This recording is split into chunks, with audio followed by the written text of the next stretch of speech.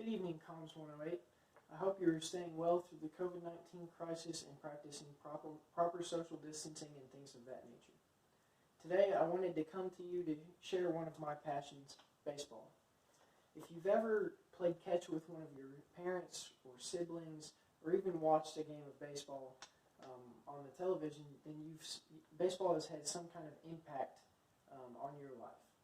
For me, that impact came in the form of playing from the time I was 4 until the time I was 18, and then becoming a fan of the game after that.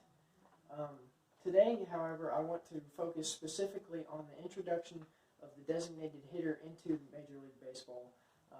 So we want to look at three things. We want to define what exactly a designated hitter is, and then we want to analyze the impact that the designated hitter has had on baseball, both offensively and then defensively. And then we'll look at some key designated hitters over the course of history along the way. So let's start with defining what exactly a designated hitter is. According to the official rule book on MajorLeagueBaseball.com, a designated hitter is defined as a player that bats in place of the pitcher over the course of a game.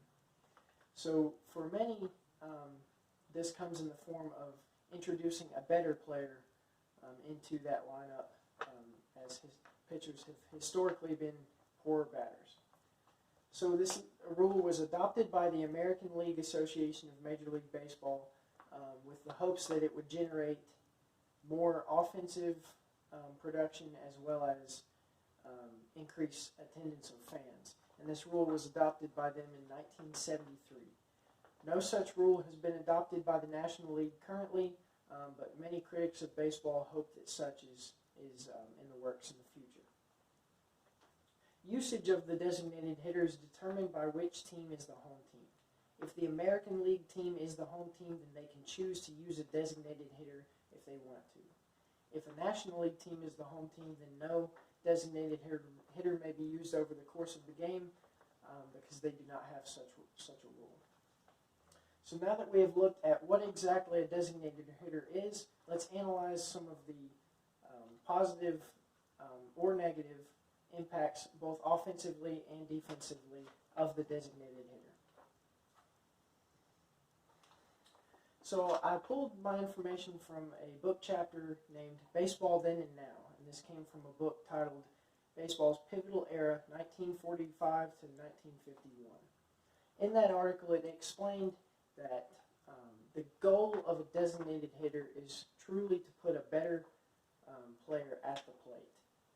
We want to get some of our better guys that are excelling hitting-wise and put them in the lineup over players such as pitchers who have historically been poor hitters.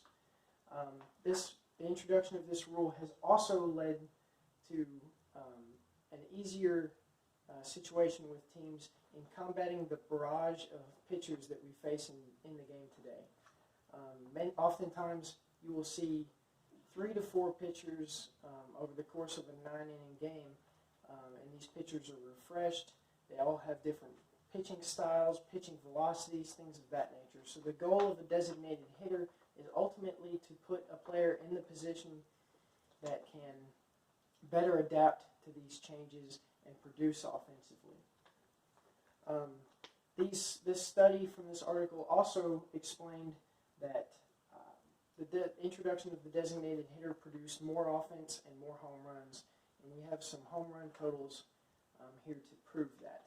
In 1972, the year before the introduction of the rule, 2,534 home runs were hit. After the rule was introduced in 1973, 3,102 total Major League Baseball home runs were hit. We have seen a continual jump in that number over the course of history, and in 2019, 6,776 home runs were hit. You can see the large jumps in offensive production after the initial introduction of this rule, and many critics believe that this rule was the spark that created that jump. Now I would like to shift our focus to one of the game's most famous designated hitters, future Hall of Famer David Ortiz. David Ortiz played 20 years in Major League Baseball, ranging from 1997 to his retirement in 2016. Over the course of those 20 years, David Ortiz hit 541 total home runs. His positions over his career were first base and designated hitter. Ultimately, what I'm trying to show with this, his position as a designated hitter ultimately allowed him to extend his Major League Baseball career to the extreme length that it was, because even as his fielding abilities began to fade away at first base, as his movements, his ability to move around the field began to diminish towards the end of his career, he was allowed to keep playing because he could still produce offensively, batting from the left side of the plate. So ultimately, his position as a designated hitter allowed him to have a longer career and is ultimately what is going to put him in the Hall of Fame. Now I would like to shift our focus to the defensive aspect of things and how the designated hitter has changed baseball defensively. So I've pulled my information from that book chapter that I named it before, Baseball Then and Now, which came from baseball's pivotal era, 1945 to 1951. I've also pulled some information from a thesis paper written by Andrew Cooley, who was a student at Clemson University, and he did a study on how the introduction of the designated hitter has impacted pitchers specifically. So essentially what both of these studies have proven is that pitchers have benefited from the introduction of the designated hitter in two ways. First, they have longer outings, longer duration, and they've become more durable players. They can go longer in the game. They can throw more pitches because they have focused all of their training on being able to throw those pitches rather than being able to hit. Most of their focus is going towards building strength and durability from the mound rather than from the plate. The second thing that both of these studies have proven is that pitchers have extended careers when they have players that can DH for them throughout the game.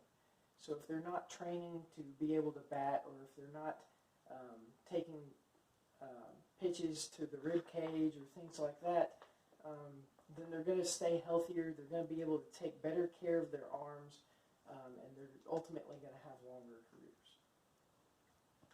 As you can see from what we've talked about today, the designated hitter has been a positive thing both for the offensive side of baseball and the defensive side, as it's led to more production on each side of the field. And ultimately, it's allowed players to have longer careers that otherwise would have had their careers cut short. David Ortiz, Derek Jeter, just to name a couple. Thank you for your time.